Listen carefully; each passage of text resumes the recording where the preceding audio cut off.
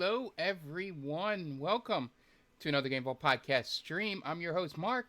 We're back for News Hour after a 1 week hiatus after I took a vacation to the Great White North and then down to Pittsburgh for my final softball tournament for my oldest niece. She's going to be doing college stuff, but this is the final travel ball, tournament. With her being an hour and a half away, now playing college softball, I won't be as obligated to get there as much as possible. But, yeah. Yeah, so we're back. It's 2 weeks worth of news, but I decided there's a lot of stuff that we'll talk about in some of the stories that occurred that I don't know if I talked about before I left. But there wasn't much from the weeks before. I got enough news here. Probably going to be a quick one, because there are some major things from the, Nintendo had a weird direct this week. Didn't get a chance to watch it with you guys, so trying to be better about that. But yeah.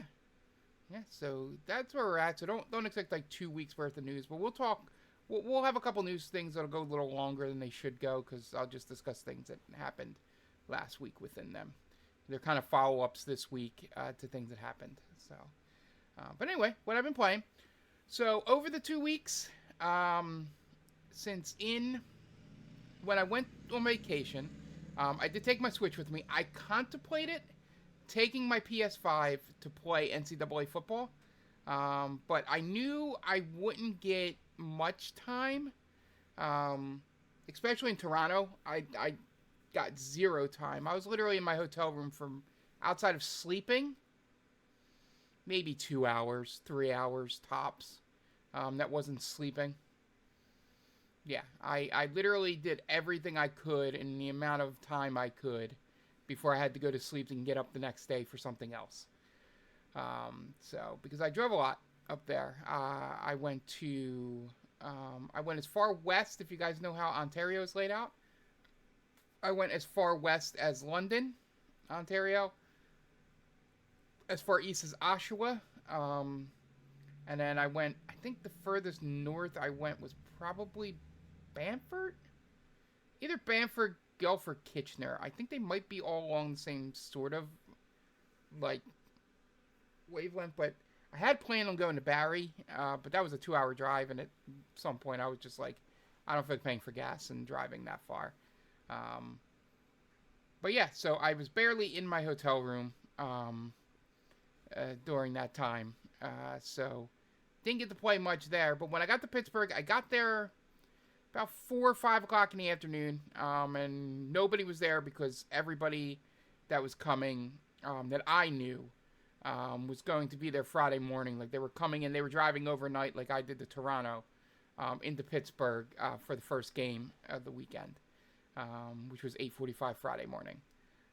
So I was there by myself, essentially. So I loaded up the Switch, and I played a whole bunch of Mario Kart 8. I had planned on doing Mario Kart, and then maybe playing some 3D World, and maybe some Final Fantasy 1, maybe. But I ended up not doing it. Just played Mario Kart basically all night and finished the 100cc Grand Prix on that kart.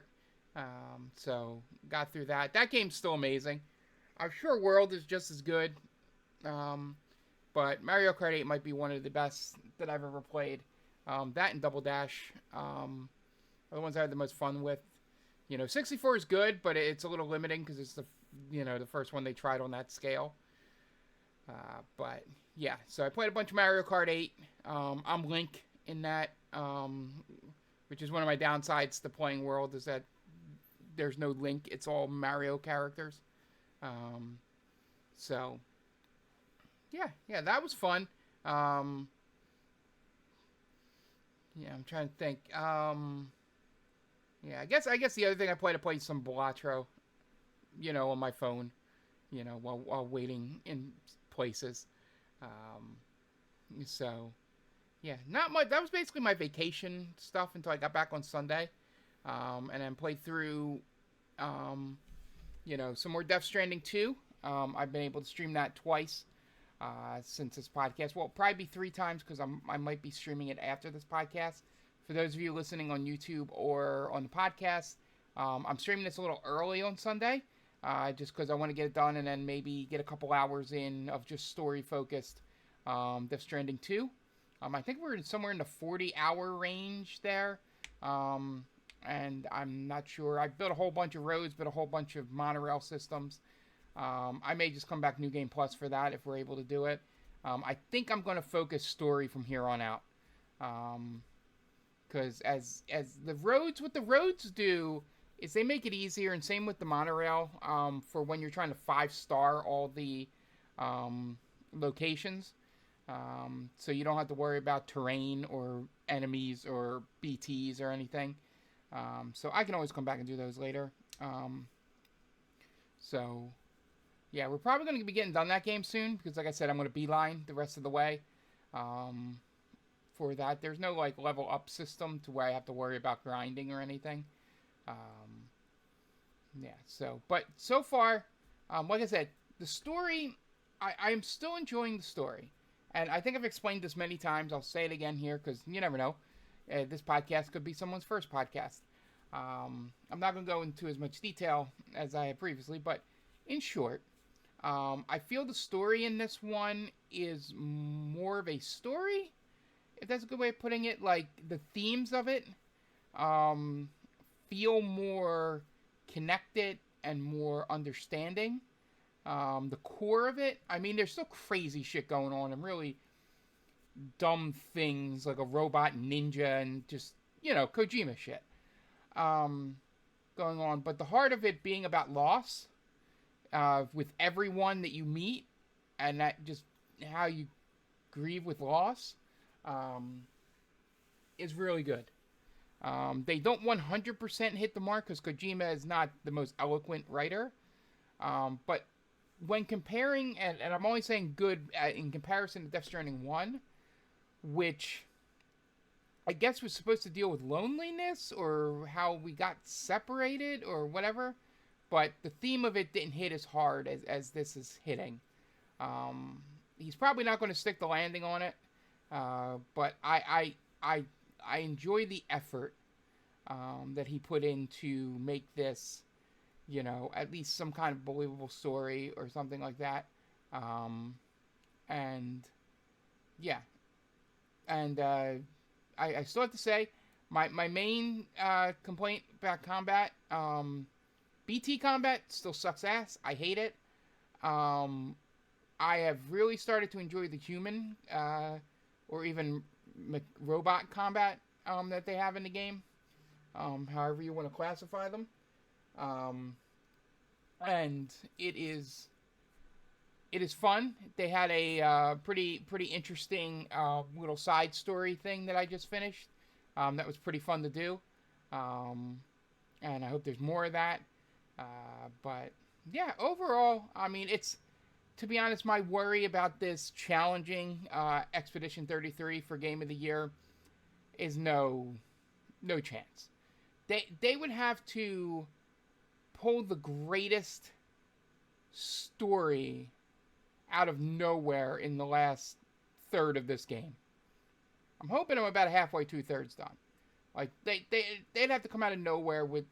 It's going to be in the top 3, probably. Definitely top 5. But, yeah, Clair Obscur is just sitting on a mountaintop all by itself, and I don't know what can overtake it. The only other games that I've seen that would have a chance, I don't have a Switch 2, so I can't play Donkey Kong. And stuff like that.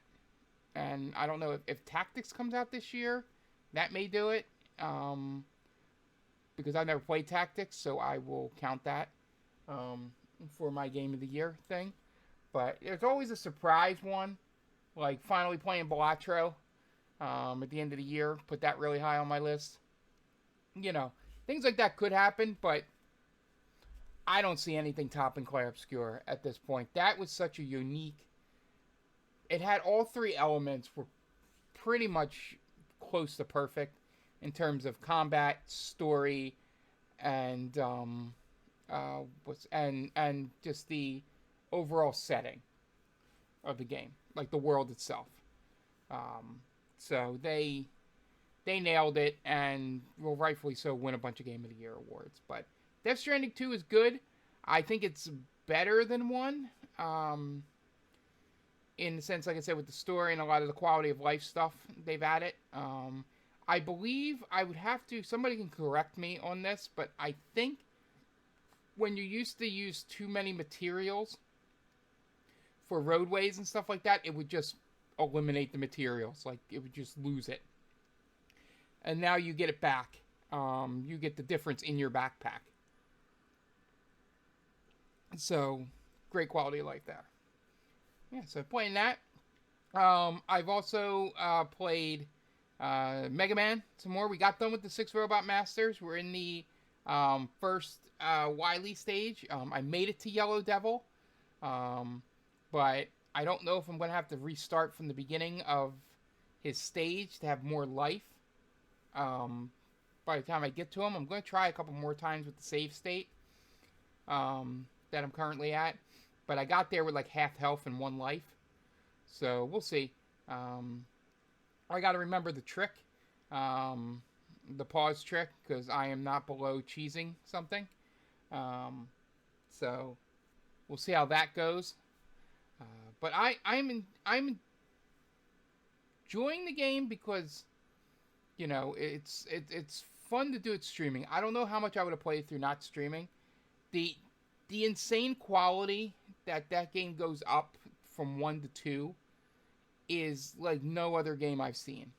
Now, there might be other examples that people can share with me, but I don't know of another game that... Oh, just about everything improves from 1 to 2. Maybe Mortal Kombat 1 to 2 may have made that huge step. Maybe Street Fighter 1 to 2.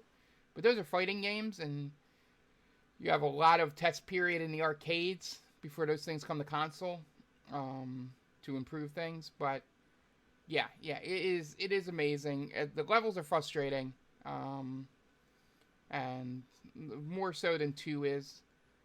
But yeah, we only got about 4 more stages before we're done that, and then we move on to Mega Man 2.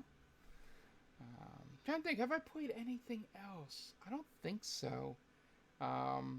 Big thing I'm doing this week, I went to the movies twice, so cut into my Saturday gaming.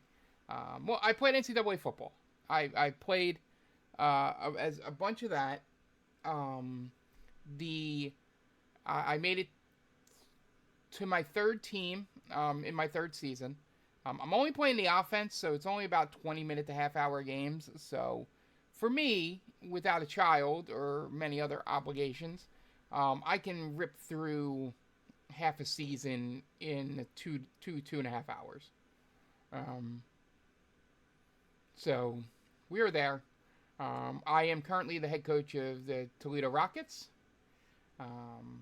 In the MAC, we're currently undefeated. Trying to get ranked, trying to get some respect. We're 7-0 and not ranked yet, so you know, gotta start writing them letters to the coaches and the AP. Gotta be like, hey, dude, we beat the number 10 team in the country to lead off the season, and we haven't lost since. So, you know, maybe we should be like 24-25. Let's do it. But I have not gotten any of the glitches that I've seen all over the internet. Thank God, knock on wood. I only had 1 glitch. There may be little things that I'm just writing off as normal gameplay that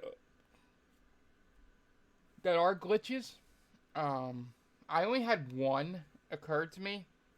A guy was running a route across the field. He got bumped by the defender, and then all of a sudden just started running back towards my line of scrimmage, and then ran back past the line of scrimmage, and like took himself out of the play. That seemed like a bug, but outside of that, I haven't seen much. So maybe I've just been lucky, but I'm having fun with it. The run blocking is amazing. Like I'm able to run certain plays, like the stretch run. They actually block that correctly, and I can run to the correct hole. If we catch the defense right. it's just things like that that have been improved. But yeah, yeah. So yeah, like I said, I haven't gotten much done this weekend in terms of gaming because I saw Fantastic Four and Superman, one on Saturday, one on Sunday, and Friday night I had watched or Friday was it Thursday or Friday? One of them I had watched K-pop Demon Hunters, and quite enjoyed that movie. Music's real good. In it, the story's very basic. I mean, it's a kids movie, um, but it is a very good story. Um, so if you have kids, I'd recommend checking it out with them. It is very safe for them. It's very catchy songs that'll get stuck in your head even if you don't want them to. There's going to be a lot of Huntrix, which is the name of the pop group in the movie, cosplay at NYCC and in Halloween costumes for little kids. So you will be seeing it a lot once that stuff starts occurring. But yeah, that's about all I've been playing. So that leaves us to go into the news. And as I mentioned before, Nintendo had a direct. It was like 25 minutes or so, as it says here. Not much big was announced. First up, Hyrule Warriors gameplay trailer. Just basically showed more how it connects to Tears of the Kingdom.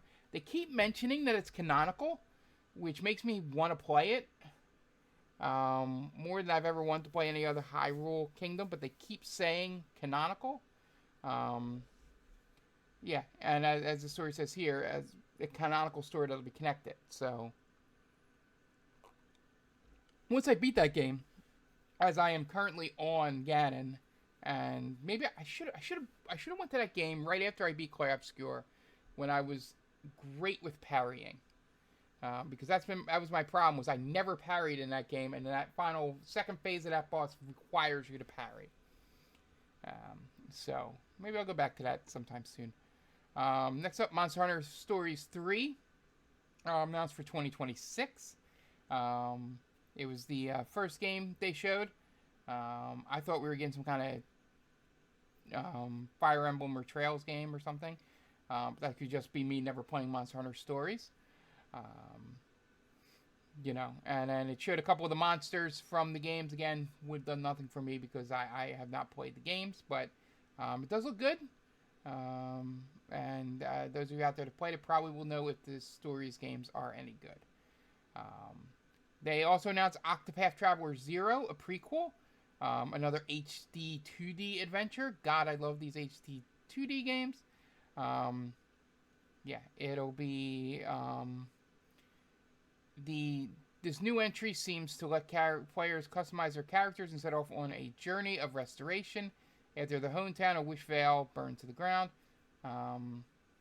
Yeah, so hopefully this will be a little bit like Octopath 1's story was that there was 8 different storylines and none of them really connected. So it was really weird. I didn't play 2.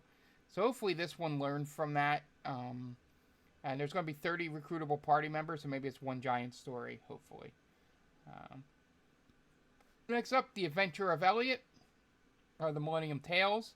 Another action RPG from Square, coming to Switch 2 in 2026. The adventure follows an adventure... God, sometimes these places need editors. This adventure follows an adventurer named Elliot, who has set off from the kingdom of Hunther to investigate a mysterious set of ruins that has been found in the wilds. What sets it apart, because it's HD2G as well, is that it's more action RPG than turn-based. So, other things announced: Final Fantasy Tactics just showed off more of its stuff. It's coming out September 30th. Madden 26 is coming to Switch 2. It'll come in August 14th. EA FC 26 coming to Switch 2, September 26, 2025. They overhauled the gameplay per feedback. Yet FIFA or FC 25, I forget which one it was like a complete joke on the Switch. How much worse the gameplay was. So hopefully they've learned. Um, a thing that should have happened sooner, Persona 3 Reload launches on Switch. It's probably had an Xbox exclusive. That's probably why. On October 23rd, if you have a Switch and have not played this, I highly recommend this game. Persona 3 is real good. Hella Stars is an adorable mouse with a magical frog backpack. Yeah, so you won't be able to play this game until 2026. But yeah, basically that's all you need to know. Mouse with a magical frog backpack. Star Wars Outlaws, it coming September 4th, Switch 2. Another game I want to try. Don't know if I would like it enough to beat it, as I am not like a diehard fan of Star Wars. I do enjoy the stories, but it feels like it's a game for people that really, really have read Extended Universe stuff and Clone Wars stuff and all things that I have not done. Plants vs. Zombies Replanted will be coming to Switch 2. It's a remaster of the original game, and it has local co-op, and you can PvP instead of just playing against the computer. Chronos: The New Dawn is a blooper horror for Switch 2. So a blooper team game will be coming out on September 5th. Players will explore two different eras, a brutal future and a 1980s Poland. So, interesting. And the game that I had the most fun while watching this, Once Upon a Katamari, is a new entry in the series. And obviously, Katamari, really wacky game. And it looks like the King of All Cosmos accidentally destroyed Earth. So you got to collect the stars to put Earth back together, I believe. There'll be an online mode, tons of customizations, powers this time. So it does look like it'll be a little bit different than previous Katamari games, but these are always, always a good time. Chillin' by the Fire is a game where you just make basically campfires or bonfires. And it uses the Switch 2 camera to do like the portrait thing, so it can look like you and your friends are sitting around a campfire. It seems pretty interesting. And I guess you can... I guess there's a gamified thing with how fast you can build the campfire, how high you can build it. Just things like that. But the face thing with the camera seems really, really interesting. It looks like RGG is bringing Yakuza 1 and 2 Kiwami to Switch 2 because 0 is already there. So now you can play the first 3 games. Those are coming out November 13th, 2025. The weird thing about this in the video, when they announced it, they announced 2 first and then said 1 was coming with it. It was really weird. Pac-Man World 2 is coming. I guess it's a remaster for Switch 2 on September 26th. They say it's modernized, enhanced, and upgraded. So if you like those Pac-Man adventure games, got a new one come for you on Switch 2. Just Dance 2026. You know what Just Dance is. They have 40 new songs. It'll be on Switch. Apex Legends is coming to Switch 2 very soon.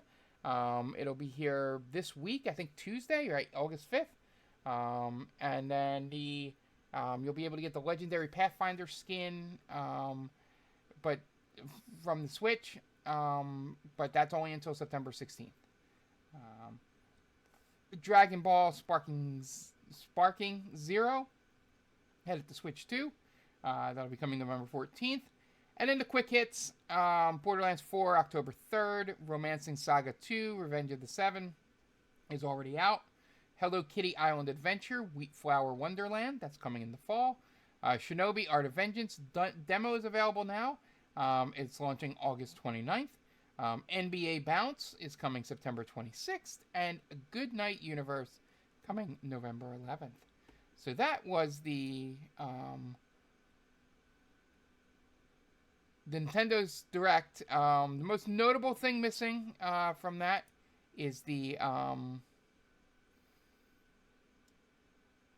lack of a Metroid Prime 4 in there. So it got rated in South Korea. So we're assuming that a date's going to be announced soon. Maybe they're saving it for TGS. But yeah, it was not here. Keeping in our Nintendo block, Switch 2 sells more than 6 million units in 7 weeks. Nintendo says demand has surpassed their expectations.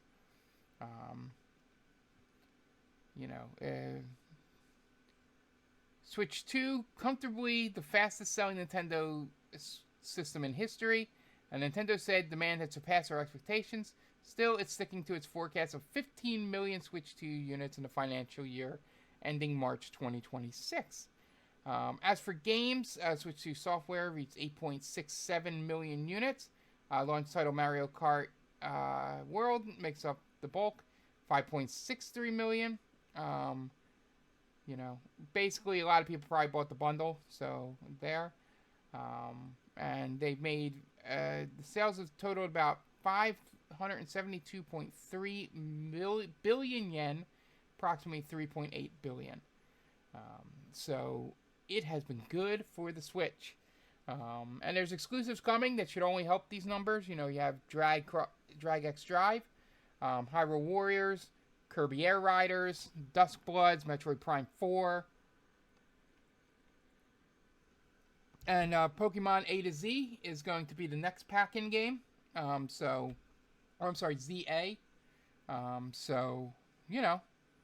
Looking good for the Switch 2. Next up on the Nintendo block, Nintendo U-turns on Mario Kart World change that force more open world driving as it increases chance of lap-type races. Last month, Nintendo upset Mario Kart fans by nerfing the game's random course selection option when playing in Versus mode, something players were deliberately using to try and opt out of open-world driving whenever possible. Unlike the game's suggested necessary options, random allowed players to land on a track further afield, which then would be played as a distinct 3-lap race in the traditional Mario Kart style, rather than play a so-called intermission track where a bulk of the next race is taken up by simply driving to the course through the game's open world. Nintendo has hit the brakes, reverse course, and pulled the UE on this change, and has, in the latest patch notes, says increase the frequency of lap-type courses appearing in selection when choosing the next course in Versus race and wireless races. So basically, Nintendo probably heard the fans, hopefully, or saw that people weren't engaging as much with it. But it is interesting to see them change their mind here, and do something un-Nintendo-like, which is go back on something they've said. Next up, Nintendo confirms Mario and Peach's relationship. They're just good friends. They're not dating, not married. They're just good friends.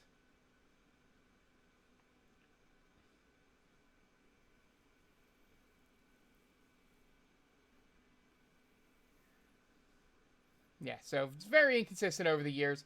I still, my favorite theory with this is that she is secretly in love with Bowser, Peach, because the joke is every time she just lets him kidnap her and go, oh no, Bowser kidnapped me again. Oh man, I can't believe this happened. Oh, he just grabbed me up in his big muscles and just carried me away. I wish somebody should come and help, but man, it'd be okay if no one did. Just sort of very much seeming like she would rather just run away with Bowser. I do like that joke and that reading of the character. But Nintendo is really weird about doing a lot of announcing this stuff. You know, we have Hyrule Historia, we have the whole thing with Donkey Kong, you know, so this being confusing is not out of the realm, but I love that they said they are good friends. Whatever that means. I guess all the times they kissed did not matter. But yeah. So if you were worried about Mario and Peach's relationship, just know that Mario got friend zoned. And probably the most important news that happened over the past 2 weeks. Mario Paint is coming to Nintendo Switch Online, and you don't need the Switch 2 to use the mouse functionality. But it is there and available for you if you do need it. Well, and you can use any mouse, but I think I still have the Mario Paint cartridge. I know I still have the hard plastic mouse pad and mouse that it came with. I think I still have the mouse. I'll check that. But yeah, this game I played an awful lot of, despite not being any good at art or understanding how music worked really as a kid. But god damn it, I had it and I used it a lot. So, and when watching the video, I think we watched it on one of the streams here. I don't know if it was before Monday's stream or last Sunday. But the sounds of that game, like the sound of saving your thing, was so chef's kiss. I'm so excited for this. It might be a reason for me to get Switch Online again. I don't use my Switch enough to have justified getting Switch Online in the past, no matter how cheap it is. I am just glad that this is a Super Nintendo game, so I don't need to get the extra shit. But yeah, this was the best news I heard all week, video game-wise. Moving on to a little more serious stories. This is an update from the thing. Last week, I believe, I don't know if we talked about this at all, but Steam and Itch were delisting and sort of like hiding all their like not safe for work games because all the payment processors like your MasterCards, your Amexes, your Visas, PayPal and all were pressured by Collective Shout, which is I believe a right-wing group in Australia that was going with the like protect the children thing and all that, which with art and video games and movies and books is a very slippery slope. Obviously there's an outright pornographic stuff that should be easily banned from these places, but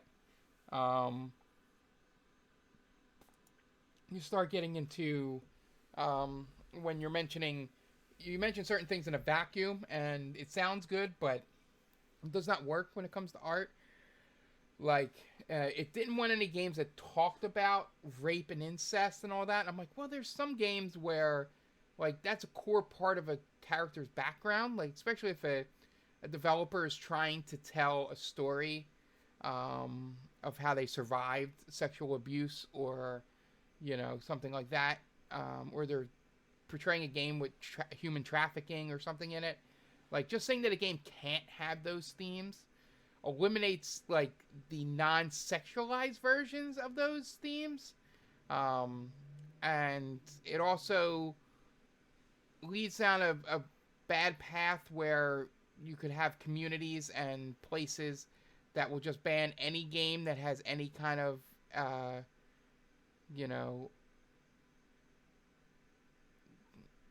guess best way would be like homosexual content in there.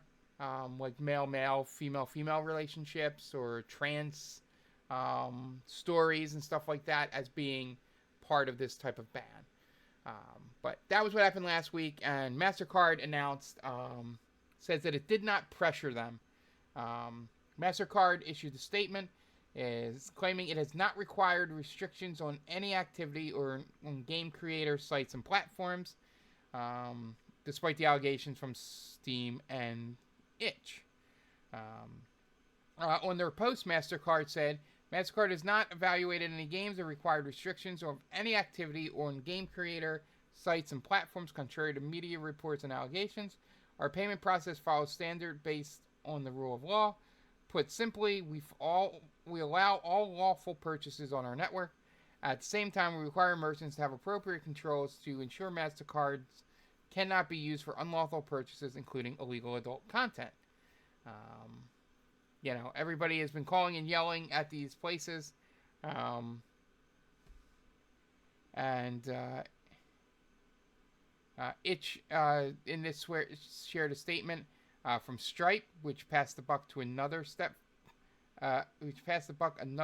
further to banking partners, while confirming it would not be able to support adult content that is designed for sexual gratification. It's just sort of, it's a convoluted thing where, like I said, sure, do I want games that are just about sex and all it is basically just a porn game on there to be readily easy to be found by children? No, of course not. Do I think that game should exist on the network and not be delisted or anything like that? Yes. As long as it's not... What's the right word for it? As long as it's not like defaming somebody or using AI to use somebody's likeness that they did not want in there to do stuff to. That's where the line crosses. That's the line you have to think about with AI here. But I think there is this line, but the line is not as close to this as you think. There are going to be there's this stupid games that I saw on Steam all the time that are just basically match 3 games, and if you do well enough, the girl strips. Or there's ones that are explicitly you're in college and you're hitting on women, and if you do well enough in the conversations, which well enough is deemed on your perspective, you get to have sex with them. Sure. And there's other games that do have sex in them. Mass Effect 2. It's not explicit sex, but you do well enough in a relationship conversation, you get to have sex with them. Or your characters have sex, I should. You don't get to have sex with them. That sounded wrong. Or I'm trying to think of other games. There was that one David... the Detroit Become Human guy. He had a game about a serial killer thing where if you did the right amount of things, you and this other character would just have sex in it. And it's just like, sure, those games exist and can be swiped under this blanket here. But, yeah, it's very much that, the only thing I ever agree with any kind of censorship or anything, and this is even hardly censorship, it's just, you can have those games on there that are just basically free ways to show animated characters having sex. And that's all the game is, and there's no other game around it. Yeah, if the people that want to find them can find them. But don't have them advertised on the front page or anything like that. That's all I ask. But I just didn't like the idea, getting into more serious stuff, of payment processors being able to control art.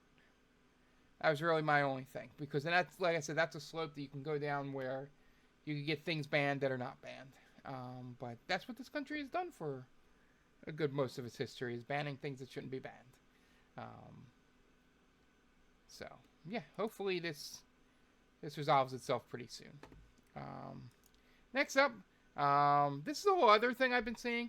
Xbox begins rolling out age verification checks with social features disabled or limited to friends in UK from early 2026 unless you provide ID, live photo, mobile number or credit card.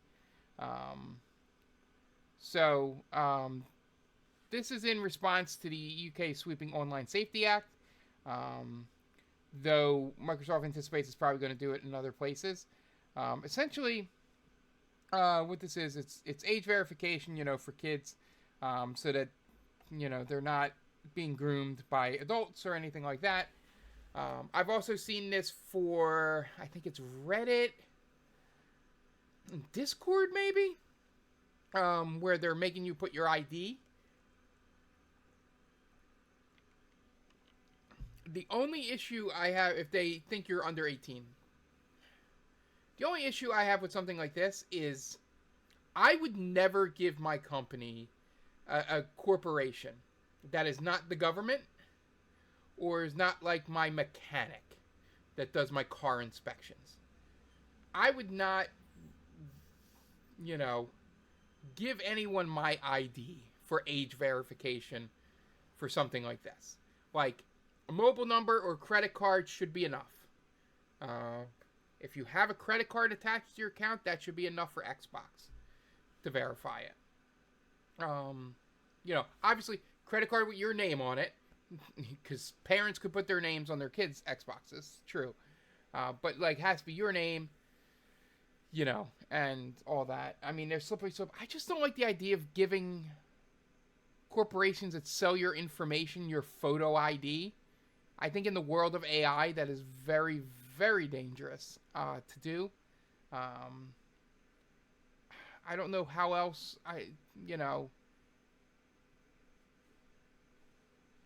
how else to say it exactly. I just worry about AI being able to take that photo and just steal your identity very easily with it. But this seems like this online safety thing seems to be sweeping the UK, and it's probably going to be everywhere. So be on the lookout for this.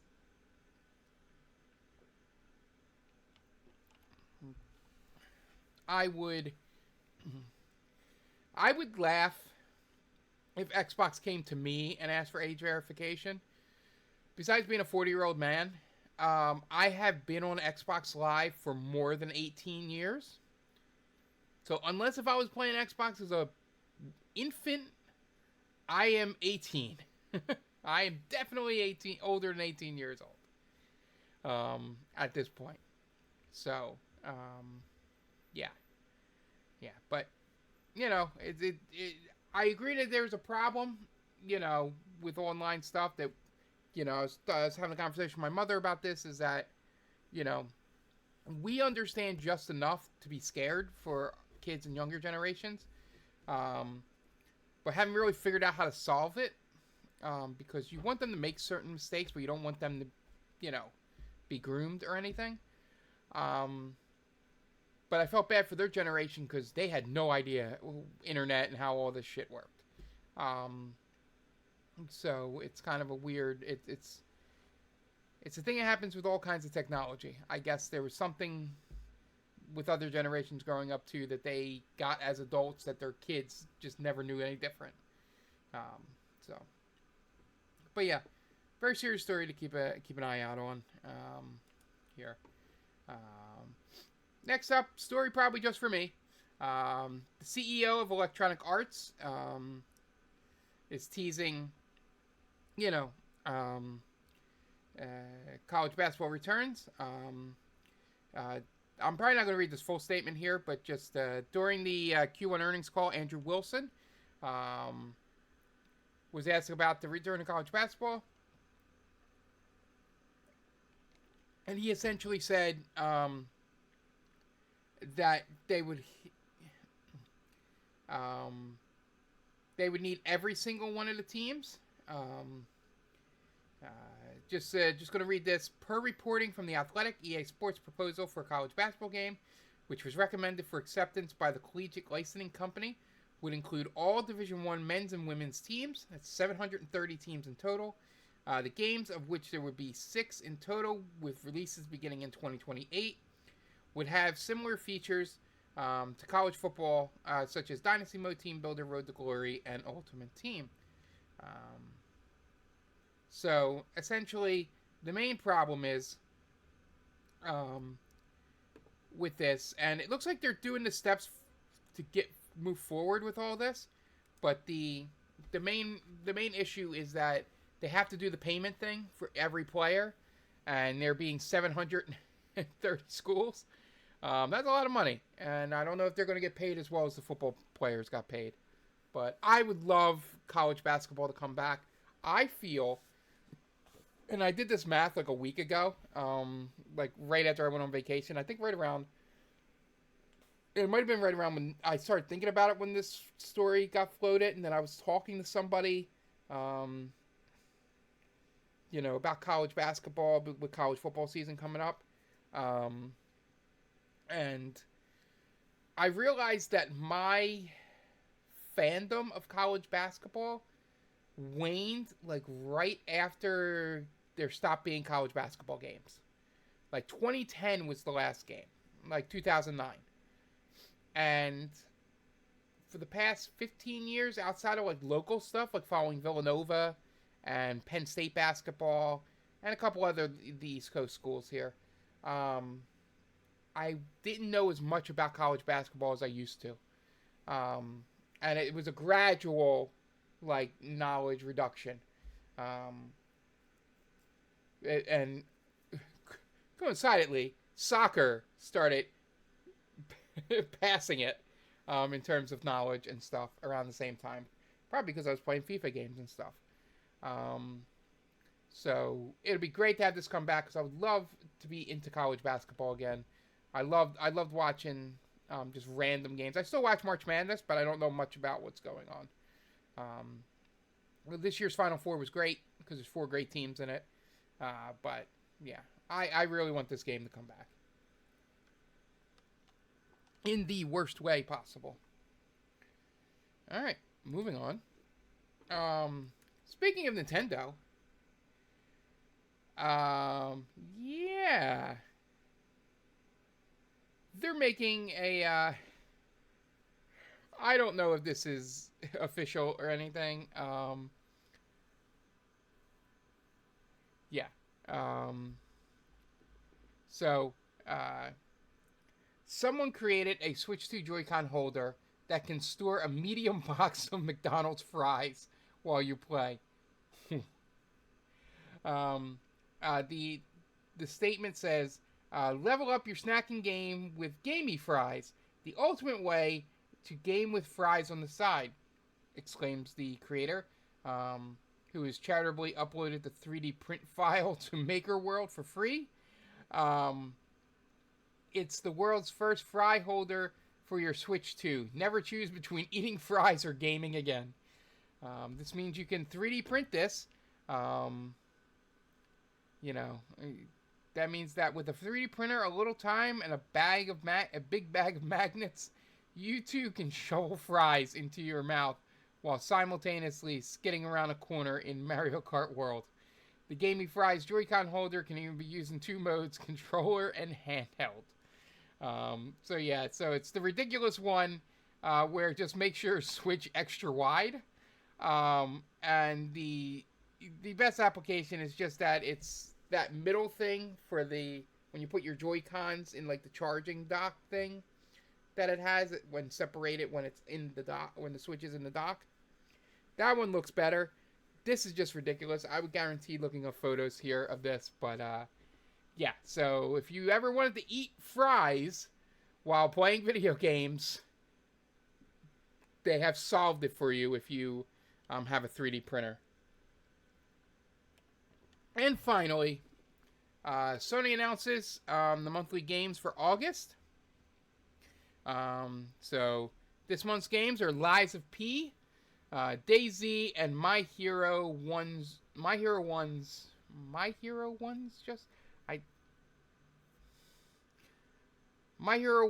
Justice 2. I guess it's probably like a title, but that just reads weird to me. Sorry. So if you do have PS Plus, these are your monthly games you can pick up. I'm probably going to pick up Lies of P, play it for like an hour or two. Agree with Jonathan that it's a little too hard for me. But I will absolutely love it for the couple hours that I do play it, probably. It's what happens with a lot of Souls games. So, yeah. So that is the news. Thank you all for joining me. Like I said, if you're watching live, I might be back in about a half hour to play like a couple hours of Death Stranding 2. And then we will be be back. If you're listening to this on your podcast listener thing of app of choice or whatever, or watching on YouTube, we will be back tonight with Mega Man. Hopefully, we can get through all of the Wily levels and be done with that. And then move on to the better game of Mega Man 2. I can't wait to make it to 3 because I've heard 3 is better than 2 and I've never played 3. So just be on the lookout for that. Tom will be back not this Thursday, the Thursday after. So we might have a Death Stranding stream on Thursday, maybe. And then we'll go from there. All right. If you're watching live on YouTube or on Twitch, if I am not back about 9:30 or so, we're probably just called it for the night. But that is my goal, to come back. Worst case, I will just take advantage of Tom not being around on Thursday to get an extra day in of Death Stranding 2. So, thank you guys for listening, and we'll see you next time. Bye!